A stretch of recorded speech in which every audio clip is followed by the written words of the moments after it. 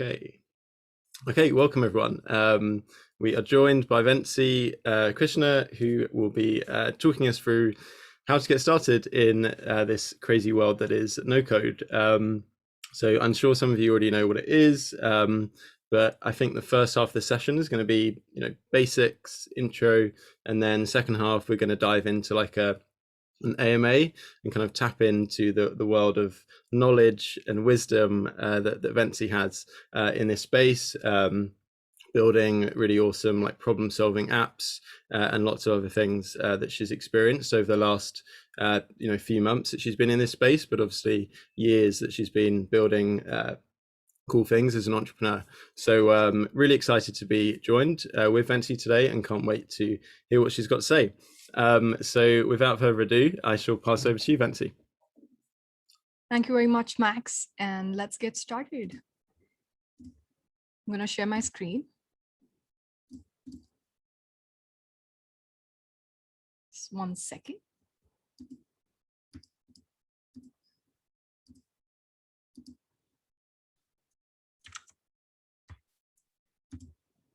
Right. Oops. Can you see my screen? We've got a white screen in front of us. Is that no, that's not. No. No rush. It's all good. Yeah, it should probably work. Is this okay? Yeah, got you. Yeah, perfect. Awesome. All right. So thank you everyone for coming. And this is a session where I'm going to be talking about getting started with no code. And like Max said, some of you might actually be familiar with no code already, but this session is meant for beginners to the no code space to sort of help you build this philosophical foundation with which to start your no code journey. So what no code is, what is possible with the no code field, and what your future might look like.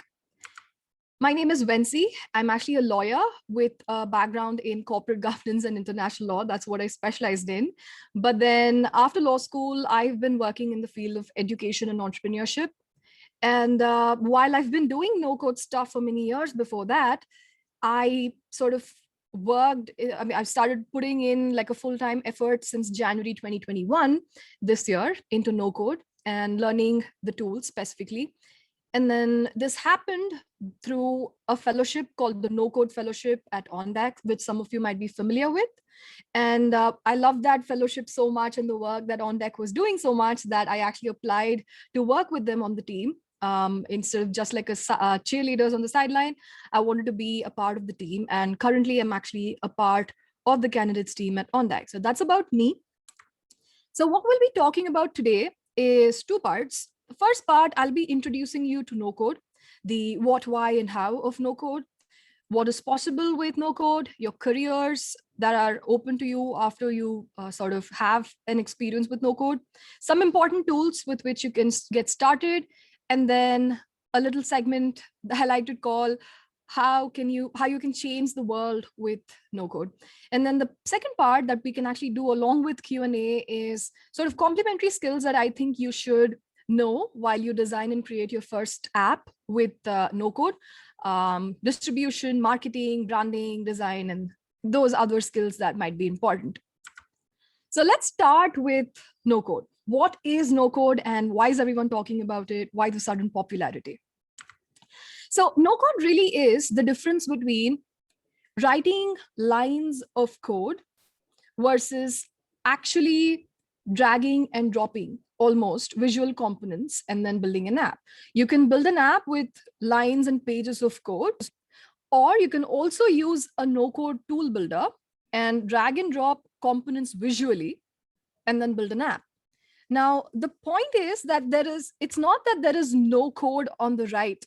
It's not that there is no coding involved at all in visual development. It's just that while you can see the code on a text editor, when you're developing it visually through visual development, you don't see the code in front of you. And that is why we call it no code. It's not that there is no code involved at all. It's just that it's abstracted away and therefore you don't see it.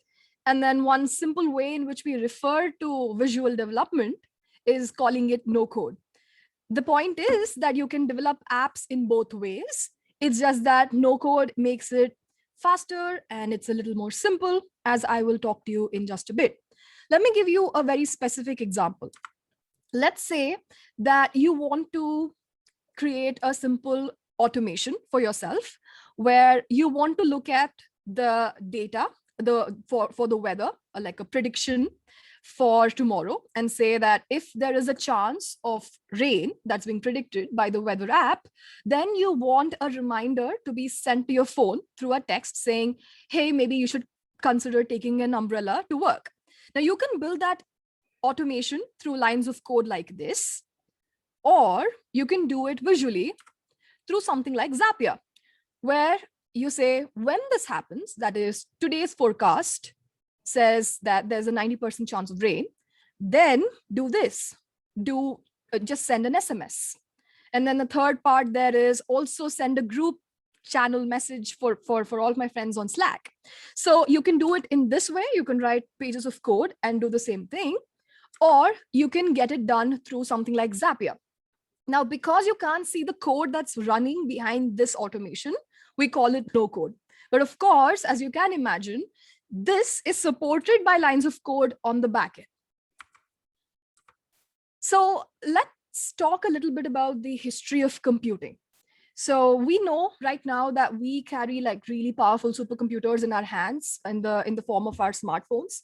But when computers actually started way back many decades ago, they were really huge and they were very, very difficult to work with. As you can see, this is one computer that used to fill an entire room, very clunky, many wires, and very, very few people knew how to operate a computer, how to communicate with the computer. It was a very incredibly difficult task. But as you know, this completely changed over the years, and now the size and the size of the computers decreased, the processing power has exploded. But we also have changed the way in which we communicate with computers. We changed the language in which we talk to computers to make them do what we want them to do.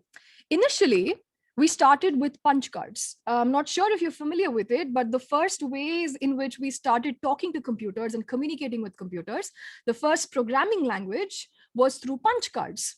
And then over time, we have this punch card system actually evolved to so many other languages. We've had assembly language, and then IBM invented Fortran. Then we know about C, and then Python, SQL, Java, JavaScript. And then if you ask me, I think no code or visual programming that is there at the last, I think it's a very natural evolution of the future of computer programming. We started with something that was clunky and was difficult and was inaccessible and was in the hands of a very few people who specialized in it. And then that sort of became slowly more and more democratized. And now, right now, I think we stand on the precipice of what is the biggest software programming democratization movement, which is visual programming, otherwise known as no code. So I believe that it is a very natural evolution. We're training people to talk to computers. We are eliminating the middlemen or middle women who are actually the coders. We don't have to wait for them anymore to build these tools, and we can build them ourselves, even though we do not have the expertise in coding and software programming.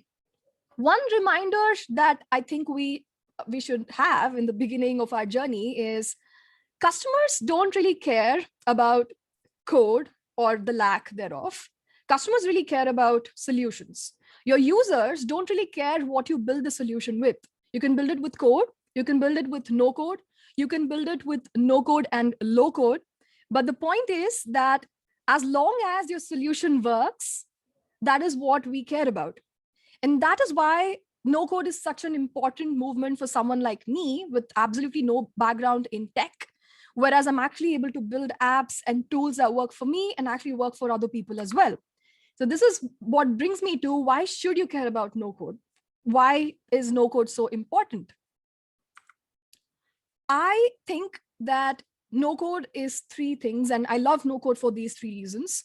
No code is simple, no code is fast, and no code is cheap. So it's simple in the sense that it's easier, it's more intuitive than parsing through pages of code and trying to make sense of it. And that might be easy for you if you have some background in programming, but it's not really easy for everyone. But then if you looked at the Zapier step that I just showed you a few slides ago, I think everyone really understands it. If you spend some time on it, I think it's very intuitive for most people, even if you don't have any background in tech. The second thing is it's fast, because you're removing most of the code involved and you're abstracting it away, and you're leaving the visual components of the development process. It typically tends to be much more fast than writing lines of code. And then finally, it's cheap. It's cheap in the sense that it's cheaper than hiring a coder or a freelancer or a company to build your app. It's definitely cheaper to quickly create your own prototype and see if it works, and then quickly iterate based on your customers' feedback. And this is an incredibly important point for entrepreneurs who are looking at launching apps. So what no code is doing, because it's simple, fast, and cheap, is that it is democratizing access to software development for people who might not have had the access to this before. So what happens is, if you're a statistician and you want to create an app to show the results of your findings, what you would have had to do is spend a lot of time and resources learning coding, learning software development, learning app building, and then UI and UX and all of that. And if you had that kind of time, then you could build your own app. But obviously you don't have that kind of time or money to spend that kind of resources on a completely different field. So essentially what you would do is you would pay that money to agencies to build it for you. And because this power of building these apps and tools was monopolized in the hands of a few people, they were able to command the prices. With no code, what happens is, because it's fast and because it's simple, you're able to spend very little amount of time, because the learning curve, while it exists, is still small. You can learn quickly how to build these prototypes yourself. And the statistician who's really good at statistics can focus on what they're good at while quickly launching a tool that works for them. Now, something really important also happens in this case. Now, what happens is, if you have spent a lot of time learning to code and learning learning software development and app design and everything, you have to justify that in some way, right? You have to figure out how to monetize it. And therefore, social issues and nonprofit projects don't really pop up in the list of your priorities, because you have to figure out how to sort of make money. And therefore, making money is a very important part of app building so far.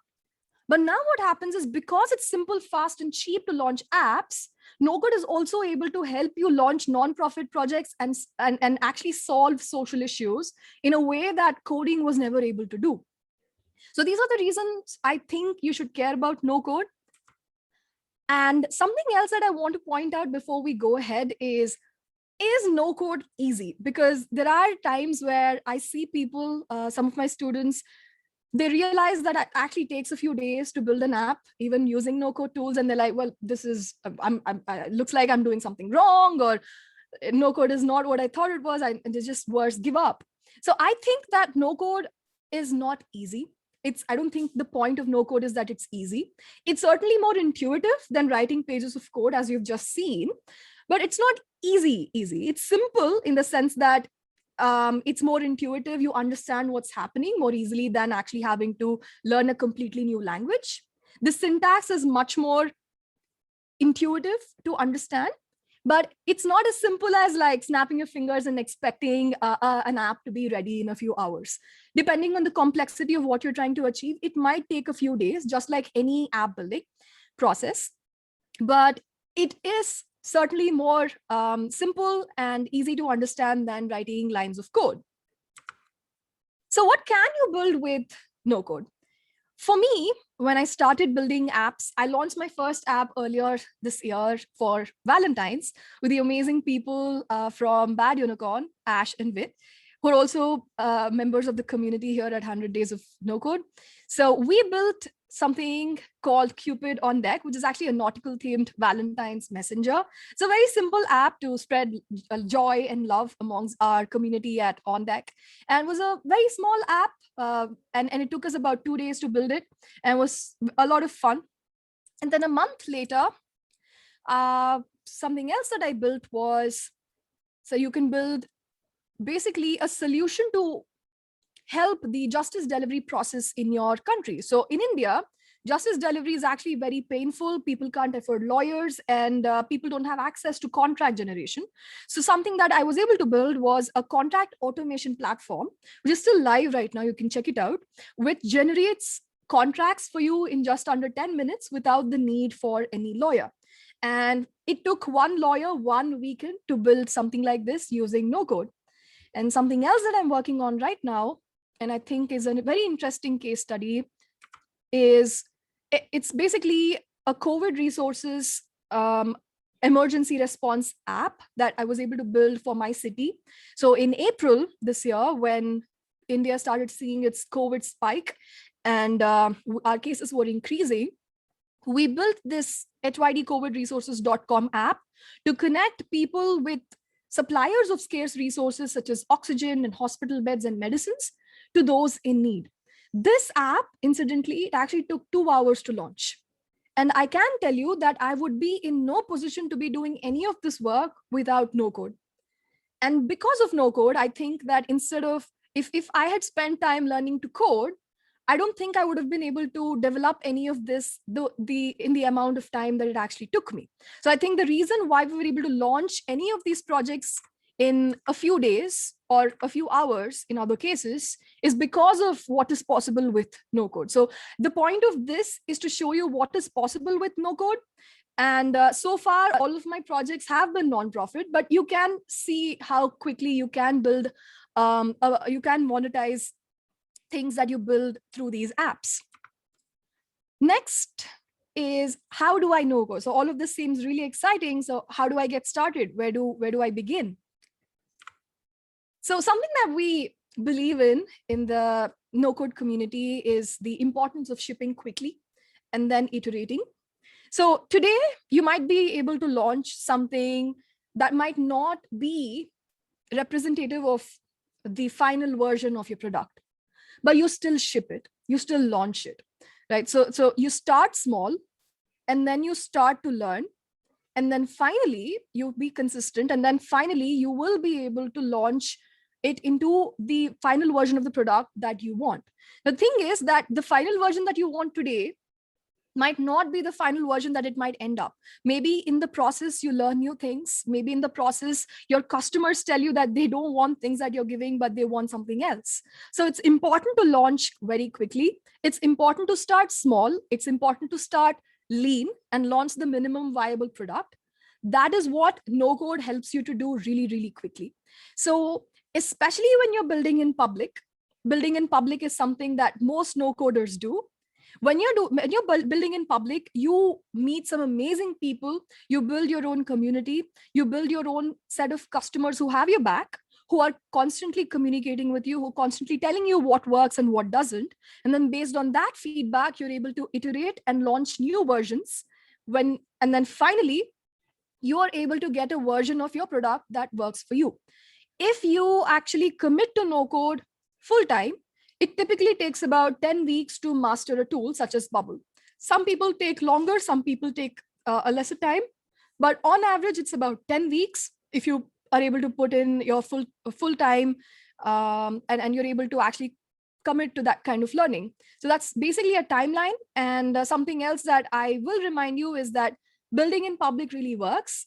You should consider building in public and sharing your knowledge and sharing your lessons with the rest of the world on Twitter. Most of us do it on Twitter.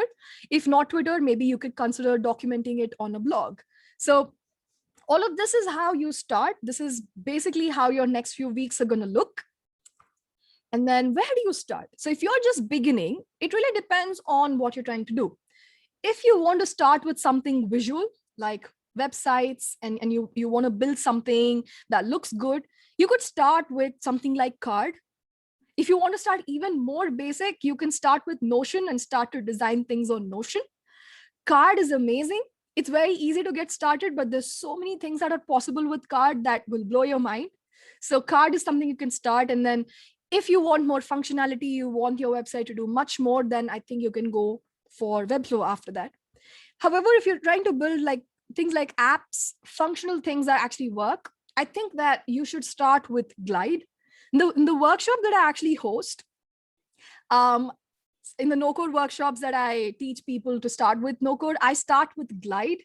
What Glide does is actually, it powers an app through a Google Sheet. And I think there's something to be said about the aha moment when you see something as simple as a Google Sheet powering an entire app. So I think that Glide is a really good place to start. It helps you design progressive web apps, which means that they run on the browser. You can add it to the home screen of your phone and it works just like an app. But if you want to go traditional and you want to deploy it on the App Store and the Play Store, then Adalo is a really good place for you as well. If, however, you want to look at something like project management and you want to build a knowledge repository and a wiki for your team, Notion is a really good place to start. If you go to nocodesheet.com, you will find a list of all of your no-code tools that you can start with and what they do. So if you're an absolute beginner, I would suggest that you go to nocodesheet.com and look at some of the platforms there and then decide what you want to start with. Something that I will tell you is that maybe you want to start a small like Card or Glide or Notion rather than starting with something like Bubble, because Bubble is something that has a slight learning curve compared to the others. And I can tell you that I started with Bubble, and that's probably not the best place for you to start. You could start with the others and build your muscle, build your confidence. And then when you go to Bubble, you'll feel much more confident about what it's doing. And it'll be a much more natural progression there. Now I want to talk to you about your path forward with no code. So now you're like, okay, I've spent 10 weeks. I'm really good at Bubble. I'm really good at Glide. So what can I do with some of these skills? What is possible with no code? I think something that is quite clear already is that you can be your own CTO in the sense that you don't, even if you're a non-technical founder, so as to speak, you don't have any technical background like me, it's still fine. You don't have to wait for someone with a technical background to make sure that's a perfect fit, and then you wait for them to build it for you. What you can do is you can start to build these things on your own. You can build your own MVP. And once you know what it takes to build it, you'll be able to negotiate these rates with agencies or freelancers better. Once you know the logic behind what does what, it was much more easier to talk to your programmers. It's much more simple to build a team that works for you. So you can be your own CTO. You can solve your own problems. So if you're a lawyer, you can be a better lawyer. If you're an architect, you can be a better architect and build your own tools that help you do your job better. And then apart from all of this, if you have extra time, you can definitely moonlight as a freelancer and earn some extra money. But if you're looking for like real careers, these are actual real jobs that I've come across in the last 1 month. In my own company, we actually have a job called knowledge specialist, which is basically a Notion designer. Most of our operations, they're actually, the back end is all managed on Notion. We actually have a Notion designer job. Apart from that, we and other companies, we also have no-code infrastructure developers. So that is usually Zapier, Airtable, and some amount of database management on Google Sheets or Typeform. So no-code infra developer is a job that I'm seeing. You can be an app developer with Glide. As I told you, Glide is really simple to start your apps with. So app development with Glide. Bubble experts and Bubble consultants are quite in demand right now. Apart from that, there are many product studios that actually have no-coder jobs that have a combination of some of these tools. So these are all things that you can apply for right now. And I can see that this list only explodes by the day. And I think that this list is going to be huge in just 1 more month. Now let's talk about how you can change the world with no code. And like I told you earlier, we start small. We start with first changing our lives. We start with learning new skills, opening new opportunities for ourselves, and doing our job better, and figuring out exactly what's the kind of work you want to do. And you change your life first. And then with this knowledge, you change your community. You do your job better. You teach people how to do it better. If you're a lawyer, you become a better lawyer. You build tools that can change the work for your colleagues. You can impact your community and the people around you. And then once you've done that, and when you've started small and you've practiced and you've built your muscle, I can tell you that you will be ready for when the time comes to change the world. So thank you so much. This concludes part 1 of my presentation. I think we can go to the question and answers, and then I can talk to you about the complementary skills that are needed for app development. Yeah, that was amazing. Thanks so much, Fancy. Yeah, really enjoyed that, and you were getting a lot of good hype in the chat. People were loving it. So yeah, thanks so much. And I found it funny when you said that you you were giving the advice that everyone should not start with Bubble. But I remember telling you that when you started, and then you just completely ignored me and went full steam into Bubble. And to be fair, like, you did actually smash it. But yeah, on the whole, I would also advise not going into Bubble first thing. Yeah, I agree. So yeah. I'll give them a little background to this. So Yeah. I joined 100 Days of No Code in the first week of January this year. And one of the things that we do is we have a call with Max where he gives us like a learning plan of sorts. And then he said, don't start with Bubble, start with Glide. And then I'm like, no, I'm going to start with Bubble. and then we all know how that went. I mean, I think I was lucky because I had that kind of time to invest. But then I did feel extremely frustrated at so many points that I can imagine why it frustrates a lot of people. So I would say that if I'd started with Glide when I started with Bubble, I think I would have felt much more confident, and the progress that I would have made in the first 1 month would have been much more than what I was able to accomplish with Bubble. So that's the reason why I say Glide or Adalo, but not Bubble. Cool. Yeah, I agree. Cool. So maybe if we just like open up some questions if people have any for Vency, and then if not, it sounds like you've got a couple of other bits that you want to share, Vency, around branding and stuff, but yeah, we can get to that when you want to get to it, but maybe, yeah, if we take some questions, that'd be amazing. Anyone, yeah, feel free to just come off mute. There's always this deadly silence. So, oh my gosh. Anyone, yeah, got any questions? Otherwise, I actually do have some questions. Okay, I do, but I'm still eating, so I'm sorry to not show my face yet, but I'm Shay. Have you used any of the no code for your professional side, or have you completely left law? So the second project I was telling you about, it's called Nyaya. Nyaya is actually Sanskrit for justice. It's actually a contract development platform. So it generates contracts for you in under 10 minutes based on what contract you want.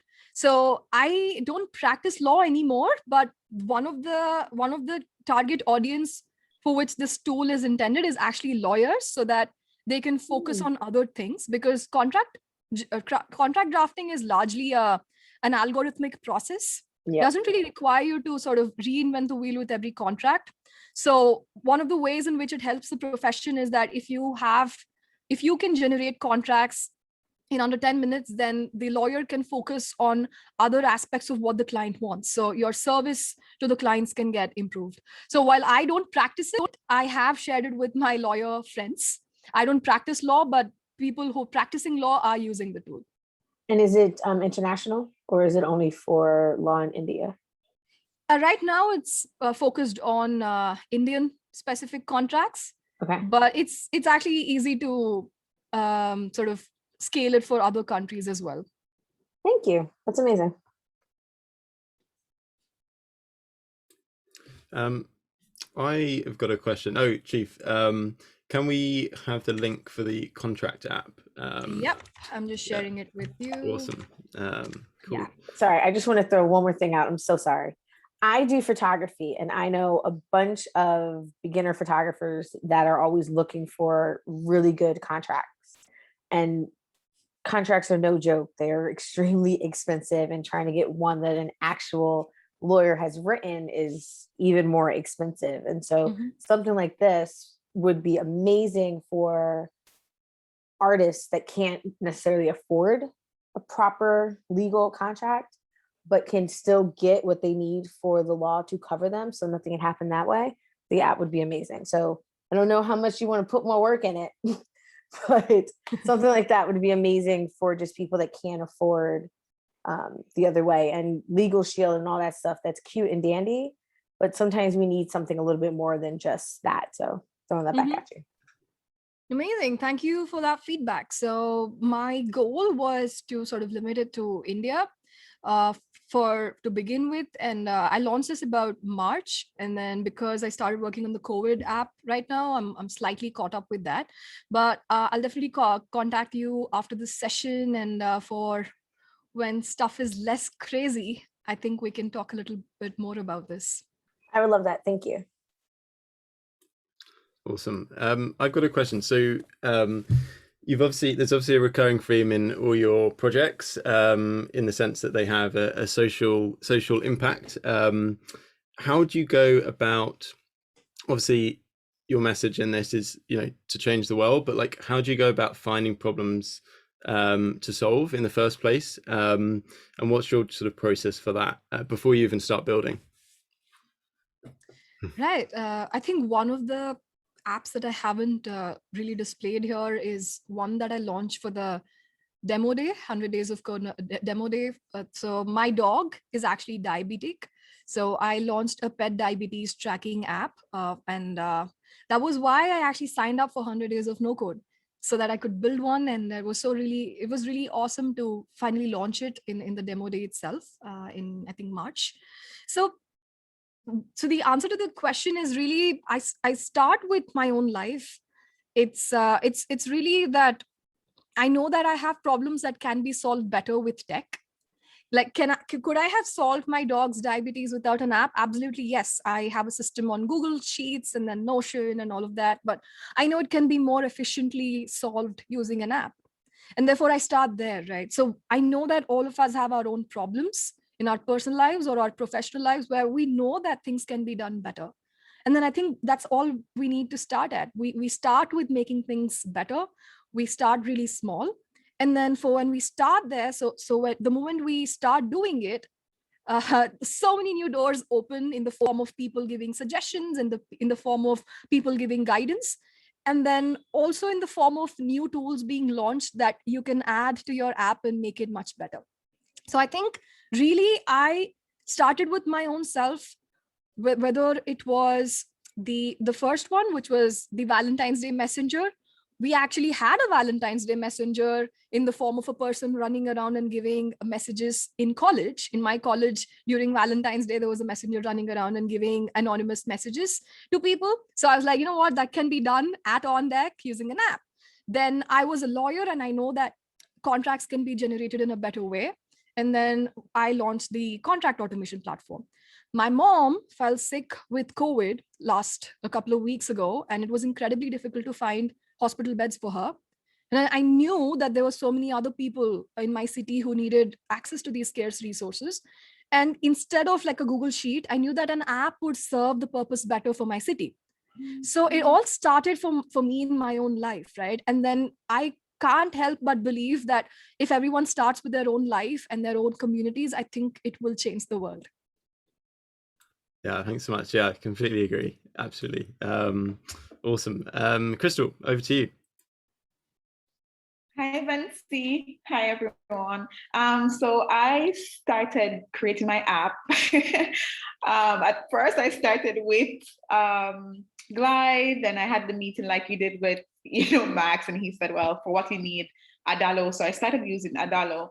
When I started using Glide, I realized that I wasn't getting what I want. Like, I have a clear vision of what I want, but I kept getting distracted by what I want it to look like and it must have. So because of that, I'm at like a standstill now with what my app should look like because I'm so distracted with, it should have this, but I don't know how to get this part in it, like a chat feature, for example. How do you, in the process, alleviate some of those challenges, and how do you kind of scale down what your starter app should look like, or how do you know when your app, is kind of ready for other people, other humans to see it? That's a really good question. So I think one of the criticisms about no-code tools is that there's only so much you can do. And then if you were building it with code, it is as responsive as you need it to be. You can build as many things as you want on it. But when it comes to no-code tools, you're sort of limited by what the tool offers you. If the tool says, no, you can't have a chatbot, then you can't have a chatbot. So while that criticism exists, so I can tell you that we figured out a way to make chat work on Glide. So on our COVID resources app, we actually have a chat portal. If you were able to build something like that, and that is enough for you, that works for you, then great, it works on Glide. Otherwise, but in general, right, for your specific problem, I think that Glide can still make do with it.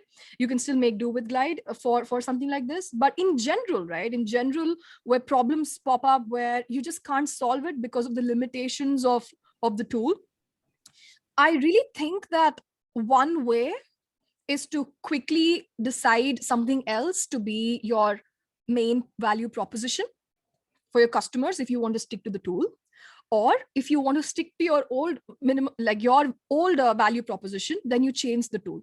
Now that is incredible because you won't be able to shift your development platforms like that on code, but because it's no code, it's relatively easier for you to sort of make those decisions in while you're building the product. So while you might be building something on Glide and you realize now it doesn't work, it's relatively easy for you to pivot to something like Adalo and continue building it. Like I said, if chat is what you're concerned about, I think you can still make it work on Glide, because we did make it work in a certain way.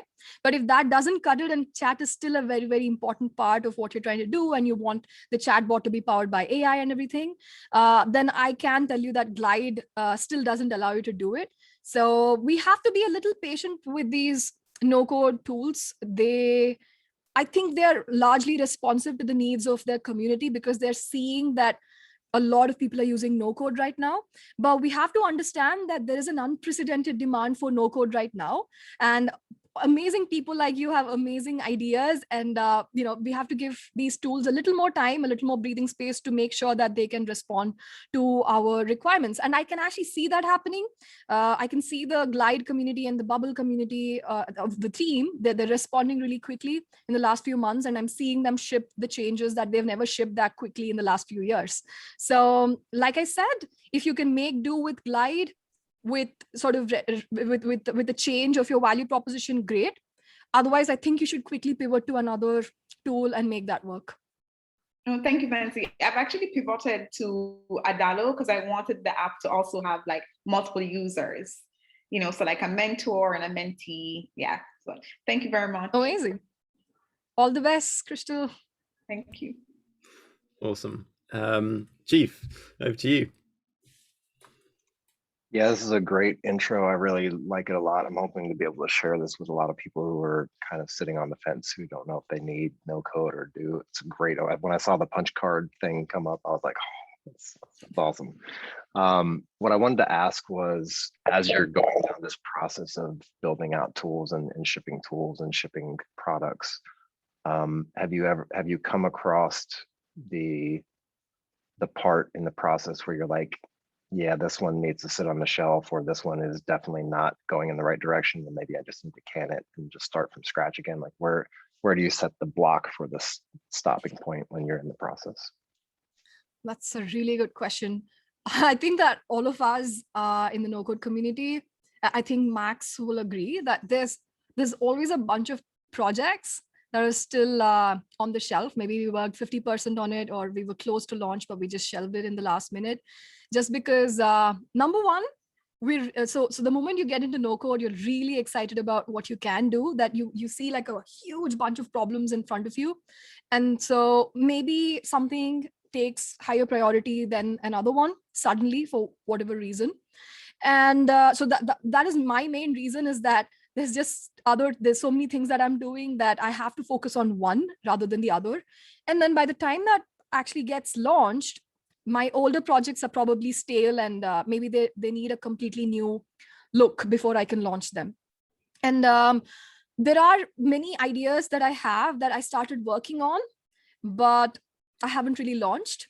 And sometimes I realized after talking to the users and after talking to my target demographics that the tool that I'm trying to build just does not work. So I think that we should be brave enough to cut our own projects down and to kill our own projects for when it's time, because I think that's one of the advantages and disadvantages of no code, is how quickly things happen. You can launch things quickly, but you also realize very quickly that things don't work the way you want them to. And then it's fine if you take a little more time to launch your final product, but as long as you're sure that you actually have a value proposition to launch for your people, even if it's a very small problem that you're solving, I think you're good to go. So like I said, we start really small. Your version 1 is always really small and it does very few things. Maybe you wanted to do 100 things, but you start with one answer to one problem, right? And then if you still think that that problem is relevant, then you can continue. But sometimes it just does happen that that problem isn't relevant, or someone else has launched a better solution than you did. And so I would rather support them than trying to build my own thing again. Great, thank you for that. I appreciate it. Yeah, I think that's such a good point. We're kind of seeing this like explosion of, or ability to create disposable apps where you create them in a day, and then if they're not any good, then you just chuck them aside and go on to the next one. So yeah, completely agree. And we can afford to be less like emotionally attached to what we're building, because we know we can just jump to that next thing if we need to. So yeah, really great points, Vensi.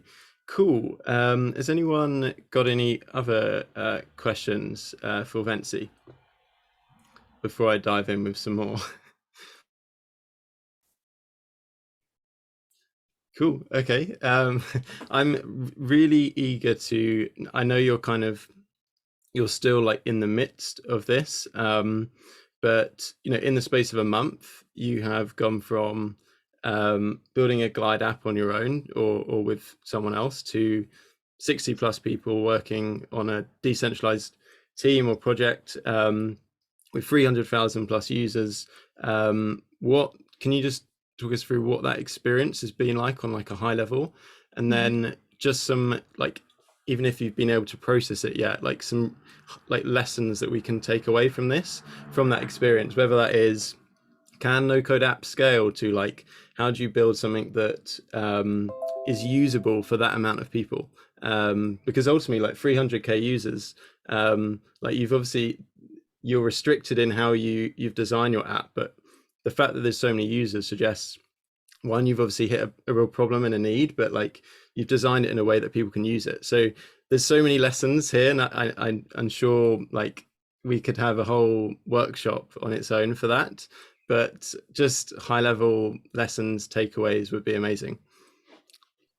Great. So I'll just take you quickly through how it started. So India started having our COVID surge in the second week of April this year. And then the way it was exploding was that we had 100,000 cases per day, and then 200,000, 300,000, then it's 400,000. So it was exploding in a way that our healthcare system could not keep up, and it collapsed very promptly. And then what happened was that resources such as oxygen cylinders and medicines and hospital beds, they were quickly running out of stock. And it was very difficult to find available resources, because there's no like really centralized or decentralized, for that matter, repository of these resources in any place. On April 19th, what started happening was across different parts of India, people started circulating spreadsheets, like Google Sheets, where they were putting down names and phone numbers of contacts, of suppliers who are providing these resources. So when I saw that in the night of April 19th, and as a no coder, when I saw the spreadsheet, I was like, Glide, that's something. I was in a place where I figured out that an app would be people would be in a much better place to make use of these resources when they're displayed in the form of an app rather than a spreadsheet, because there weren't 10 or 20 resources there were like hundreds of providers of scarce resources in a national emergency. So when I saw that spreadsheet, I'm like, you know what people need right now is an app. And then I realized quickly that I had the skills to create an app very quickly to respond to something like this. So, and then I thought that was my responsibility to put aside whatever I was doing and actually work on this app so that this repository, this database could be built further. So on the early morning of April 20th, I started working on Glide and quickly connected the database. So my friend actually started a database. So instead of me launching my own database, I was like, you know what, I'm going to build an app, and I'd like your spreadsheet to power my app. Is that okay? And I could have taken, I mean, any database is fine for that matter. It's just that Glide allows you to make calls from within the app. It allows you to send emails. It allows you to open links. So a spreadsheet just does not give you that kind of functionality, right? So I was like, you know what? It's better that we launch an app. It could have been a bubble. It could have been on a Dalo, but just Glide is just really, really quick. And the best part is it is powered by a Google Sheet. So my logic there was, I don't know where this is going to go. Right now, it's just me. But what if this actually expands to a bigger team? Then I don't want anyone to wait for a tech team to update this app. They should be able to update the app on their own, right? So for me, it was incredibly important that it was a sustainable, self-sustaining operation, that volunteers could update an app in real time without having to wait for any developer to do it for them. And therefore, that is the reason why I went ahead with Glide. And I mean, I don't think any of us on the team, or even me when I was designing it, I made it, I made it sort of scale proof in the sense that if there were people, then they would get the best use of it. But I don't think that we were prepared to have 10,000 users in the first 12 hours. We weren't prepared to have 20,000 users in the first day. We did not understand that it was possible to have 200,000 users in 5 days. We weren't prepared for that. But the moment I saw 10,000 in the first 12 hours on my analytics dashboard, that is when I realized that my life is not going to be the same for many days in the foreseeable future. That is the kind of demand there is outside. And one city, right? One of the things of my belief is that the best solutions come from the grassroots. The best people who can solve problems are the people who are facing those problems. They shouldn't have to wait for someone to do it for them. And therefore, I've been extremely stubborn about not scaling this solution to other cities. What I'm instead doing is offering free training for people who want to build it for their own cities. And that is a part of what I'm doing from day one, is hosting these free webinars and free training sessions where people can do it for their own cities and towns and villages. But I feel that we'll be stretching ourselves too thin if we try to scale this for the rest of the country. With the little work that we are able to do, we will not be able to do it properly if we try to do it for other parts of the country, because every city has its own problems. Every city has its own requirements. So we've been very focused on designing the best solution for our city. And part two of it is showing other people from other towns and cities how to do it for their own cities. And then after that, my students who came for the webinar that I hosted, they actually created about 15 to 20 apps right in that 1 week for their own cities and towns. And so that is a big part of what I believe in, is that they are the best people to solve their problems, to address their own emergencies. And I shouldn't be so haughty to think that I'm the one who's going to go and save them, right? I should be humble enough to give them all the resources and the learning that they need. But I shouldn't be the one to ask them to wait while I figure out how to solve their problems for them. Yeah, it's phenomenal. There isn't any words to sort of say how much impact you've had. So it's just incredible, the story, to hear more about it. And I've just seen Rachel ask kind of, yeah, how did Glide hold up? Because that's something that's often held against no code, is its scalability. And obviously I don't think any no code application has had 300,000 users. So what's your experience been with that? No, that's a really good question. And honestly, I was concerned when I saw the numbers on my dashboard is, what if this stops working, right? That's really not in my hands. But not one user has had a problem so far. Not one out of my 350,000 users have had a complaint about the app not loading or the server crashing. It has always loaded quickly. It has always opened really fast. The UI is a delight, really, to be honest. I mean, it's a really sad time to be in India right now. But then to actually have a solution that has all of your oxygen and medicines and everything in one place and easily accessible through any phones, not just your iPhones, not just a smartphone, any phone, any computer. Really, that is the hallmark of a solution that you need in an emergency. And I'm really grateful for Glide for giving us such a solution. Really, I don't know what we would have done without Glide. And something else that I can tell you that I think like deserves a reminder is tech is just the tool. An app is not a solution. An app is not the solution to your problems. It helps you to get to the solution quicker. It helps you to get to the solution more efficiently. But an app is not the solution, right? I might have designed this app, but the data in that app is being powered by our team of about 80 volunteers who focus on specific resources. So we have a team of 40 for oxygen resources alone. We have a team of 20 for other resources. So the app, it only does things like it opens and it allows you to make phone calls. But if it's not really powered by the grassroots effort, it really means nothing. So tech is like, it gives you a path to the solution. I don't think tech is the solution itself. Yeah, so true. So true. Rachel, did you have any follow-ups on that question? No, I was just curious on how it went, but totally agreed that the tech is just the tool. Thank you so much for attending this, Rachel. So nice to see you. So good to see you. Yeah, Rachel has recently joined the community, so yeah, good to see you here too. And Elaine, I wasn't sure. I know you've joined late, but for context, yeah, Ventsy has created a phenomenal resource in response to the outbreak in India, and yeah, I don't know if you had any questions on that or anything else no code related that you wanted to ask Ventsy before we wrap up.